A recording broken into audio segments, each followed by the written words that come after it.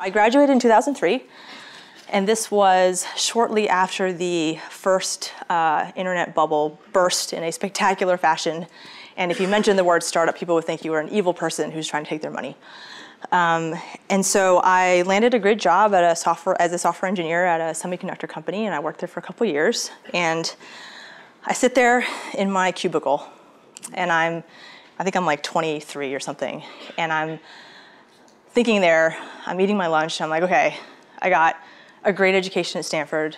We're taught that we can change the world. I'm 5'2", sitting in this 20 square foot space surrounded by 6-foot cubicle walls. And I was like, what the hell?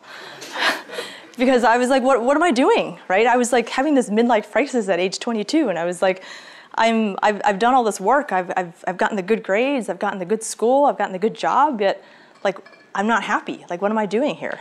And so I talked to my boyfriend, who I later married and who's now my husband, and he had chosen a very different path. So he was already doing a startup with his co-founder, and he had started it as when he was still in school. So he sort of graduated and sort of jumped right into startup land. And he and I were talking, and I realized when we were talking that he had flunked the same test that I did. He had no business background at all, yet he had acquired funding in a period of time where it was really difficult to get funding because the startup environment was so bad. He wasn't, I mean, he was smart, but he wasn't like a genius.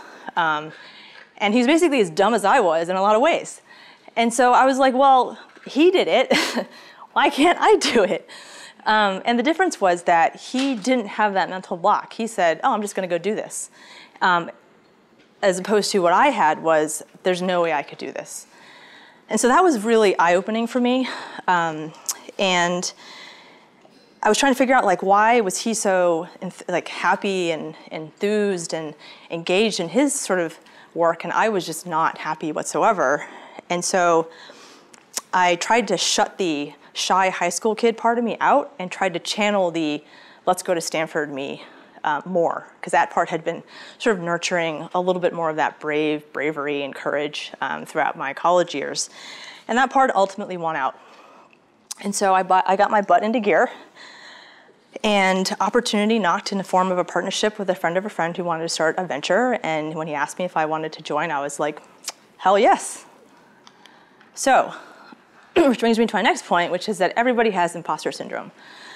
And I may have sounded really gung-ho, but I was absolutely terrified. I was like scared shitless. I had said yes, but I had no idea what I was getting into. I had no idea how startups worked. I had no idea how fundraising worked. I had no idea how to build a team, had no idea how to do anything. And yet I was like, just keep going. Because why can't I do this, right? And I want to pause and really make this a point, because the thing that really crystallized for me was when I saw someone that I could relate to do something that I thought was impossible. And so accessible role models is really, really important.